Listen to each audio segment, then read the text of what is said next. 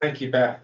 Some really helpful reflections and some really nice points of contact with what we've already heard today. So thank you for sharing so much of your story and asking those provocative questions for us. If you have questions, do scribble them down so you remember them. But we're going to hear now from Claire and Naomi. There's a bit of Charlotte and Naomi, sorry, St. Clair's. I was saying St. Clair's. You have a little piece of paper on your seats, which gives you a bit of information about St. Clair's at the Cathedral, which is where Charlotte and Naomi are based. There's a really wonderful book that Charlotte has written, which tells some of this story. It's here, but it's also available to buy. So if you, when you head over to lunch, the bookstall has moved over to the dining room, and you'll be able to buy Charlotte's book, which tells them the story of St. Clair's and the story of how they've got to where they've got to. There's a discount, if you'd rather buy it online from the publisher, there's a discount code, which will work until tomorrow. So you can get the discount from them. So Charlotte leads St. Clair's at the Cathedral in Coventry, as well as running St. Clair's shop. I had a Zoom meeting with Charlotte a few months ago, and I loved the sense of, like, you told me we can have a conversation, but I might be interrupted because I'm running a shop, which I think was a really kind of beautiful, it gave me a really beautiful insight into the kind of community that you're building and the work that you're doing there. And Reverend Naomi Nixon is the CEO of the Student Christian Movement, and she's currently working on a doctorate. I hope this is right. Finished it. You finished your doctorate. Oh, let's give you a clap. So Naomi's doctorate, the title of which is "What is the Soul of Further Education Chaplaincy?" If I get that right. I'm really excited to have you. Thanks so much for sharing. So let's give them a warm welcome. You can, yeah. Okay.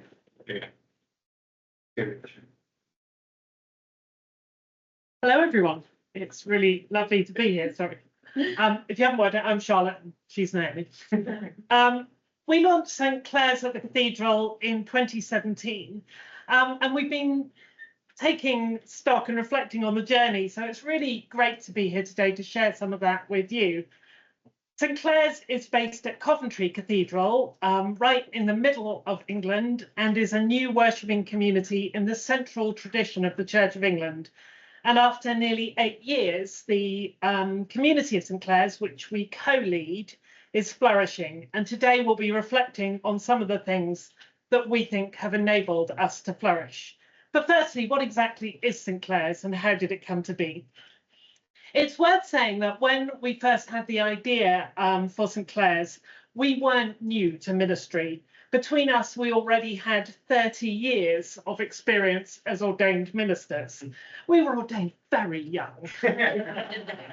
I've been in parish ministry. I was 8 years into my second incumbency, and had also done lots of all the other add-on jobs that you do, such as area dean, general synod, you name it, I tried it. And after parish for curacy, I was a chaplain in further education, hence the eventual PhD. And before moving to clergy training in Coventry Diocese, which I did for a long time, as well as being an SSM in the parish.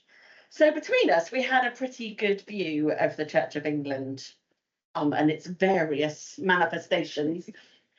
I was beginning to get itchy feet where I was, but I had absolutely no sense of what God was calling me to next. The one thing I knew was that I really didn't want to move to a third incumbency, but all the other sort of jobs available in the church, just nothing really appealed. So I tried to refocus my energy on the ministry I already had. And in particular, I started to think and pray about who we were missing. Who were the people that we weren't reaching and why? And I noticed that in a big, thriving congregation, there was almost no one who was in their 20s and only a handful in their 30s. And when we'd arrived, that had included us. We, as I say, we were a large, thriving, welcoming congregation and did a lot of occasional offices. Younger people would come to church for a while, but they didn't stick. Why was that? We were also concerned about our young people. We had a small but highly committed youth group, but when they left to go to university, they mostly stopped going to church, except when they were home for the holidays, when they were still keen and committed. As faithful Central Anglicans, they couldn't find churches that were right for them. Most student churches are conservative evangelical, and they tell us how they'd gone to a big student church, and while the welcome was warm, the worship was really unfamiliar, and the theology was unacceptable to them. Others of them tried going to small local churches, and here the worship was familiar, but they felt like they stuck out like a sore thumb. I was also aware that we were welcoming folks from the neighbouring parish, which had become very conservative, and a lot of people no longer felt welcome there. And for some of those people, we were exactly the right new place, but for others, they tried for a bit before leaving church completely, which was so sad. So I started to think and pray about how we could change the way we did church that helped the younger folks to stick, that might attract some of the many students in the area, and that was a better place for the refugee Christians from other churches. But I couldn't do it. I just couldn't find a way that didn't either irrevocably change the character of a church that was really working for the people who came to it and was growing, or which meant adding something new, which I just didn't have the capacity for. So we talked and prayed about what we should do, and we talked and prayed some more and some more after that. And eventually, it was Naomi who kind of had the dawning realization of what it was we were being called to. We were going to start a new church. A church in the central tradition of the Church of England, holding together word and sacrament, but which specifically reached out to the people that were falling through the gaps of our current ministry. It seemed audacious. But 6 months later, with some initial funding from the diocese, St Clair's was launched, based in an old gift shop at Coventry Cathedral. And if you want to know the whole story of how we got from the initial idea to a real life community, then you can, of course, read all about it in my book. St Clair's is flourishing. We have a community who are mostly in their 20s and 30s. And when we started, it was quite strange for us to go from being usually one of the youngest people in the church, certainly amongst the adults, to suddenly being among the oldest, if not quite often the oldest. Well, he's always there, so I'm all right. We have students and postgrads. We have new graduates. We have people who found the shopfront a safe place to wander in and talk about God. And some people who've been exiled from other churches, particularly in the last couple of years, as things have kind of heated up in the LLF debates. It's been really good for us in preparing for this talk to spend some time reflecting on just what it is that's enabled us to flourish.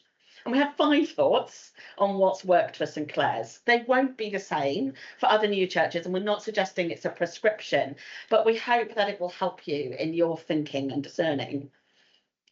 The first thing that helped us to flourish was having some specific values. At St Clair's, we have 3 values: simple, generous, and open. That's the name of the book. Simple, generous, and open. Everything we do, and everything we did right from the outset, is guided and underpinned by these values. A few weeks ago, we went and spoke about St Clair's at a deanery synod meeting somewhere else in our own diocese, and we asked people to reflect on what values they would have if they were starting a new church.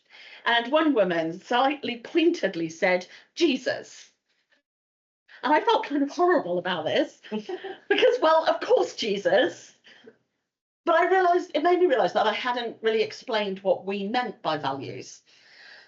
Our values are not our beliefs. Our creed and our core purpose as a church are the same as all churches, but we're being called to do something distinctive, something different from parish churches. Parish churches have geographical boundaries. They're already provided, and they're called to serve all the people within those boundaries. We don't have geographical boundaries, and we're not trying to compete with the parishes around us. In fact, we're trying really hard not to compete with the parishes around us. We still really believe in the parish system, but we're called to catch some of the people that system is missing. This means we had to find different boundaries, things that help us to keep our distinctiveness and our focus and not become just another church. You could describe our values as a filter, making sure that we only do the things that we're called to. If something isn't simple, generous, and open, we just don't do it. And that's really hard sometimes. It doesn't mean the thing is necessarily bad, it's just not our calling. This means we can properly honour the calling to the people that we are reaching out to. It's stopped us drifting off course, and it's helped us to stick true to our initial vision. But you can have the best vision and the best values and still fail. And so often that's because of the money. The cold, hard truth is that a lot of wonderful church plants and fresh expressions grind to a halt when the money runs out.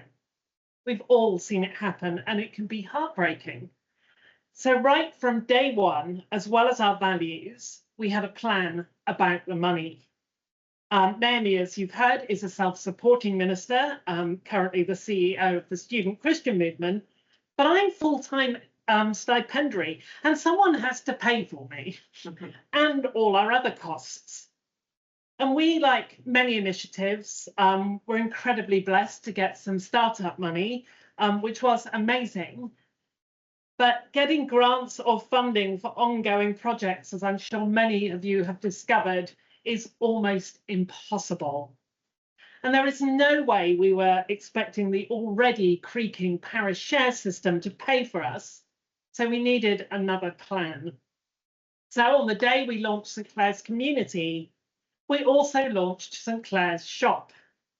I run the shop, steep learning curve, and the profits are our biggest source of income, as well as the shop being our primary place of encounter. We started as just a bricks and mortar shop, but we now also have an online shop. Please do check us out. We sell church supplies, Christian books, and ethically sourced gifts and toys.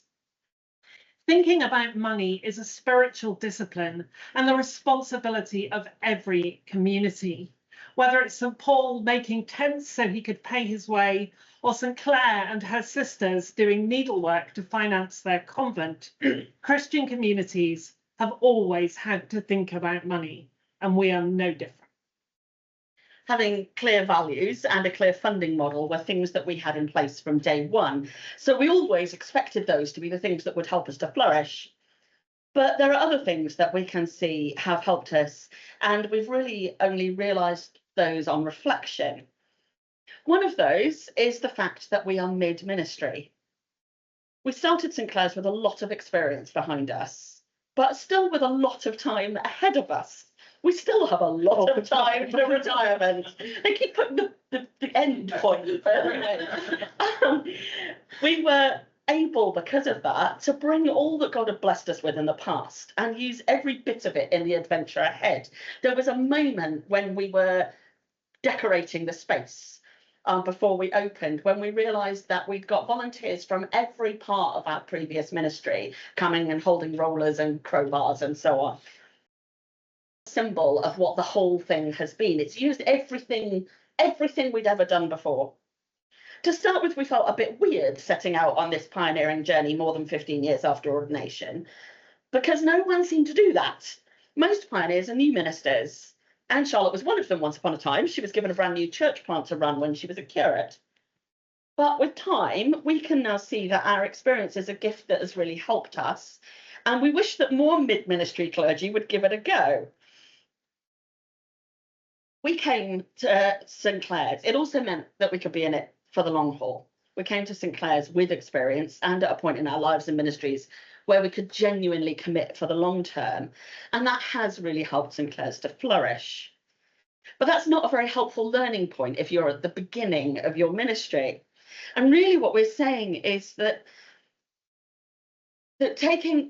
that taking everything we've got and putting it into the vocation is what we look back and see has helped us to flourish. Those who are just starting out have all kinds of things to offer, and that's the point.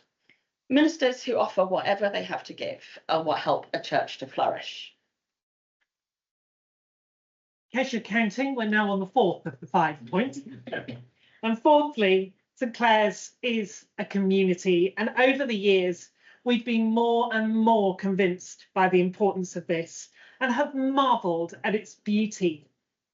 Creating a community is very different to putting on a church service, and we always use the language of people belonging to a community and gathering to worship rather than going to church. Being part of the community is something we are rather than something we do.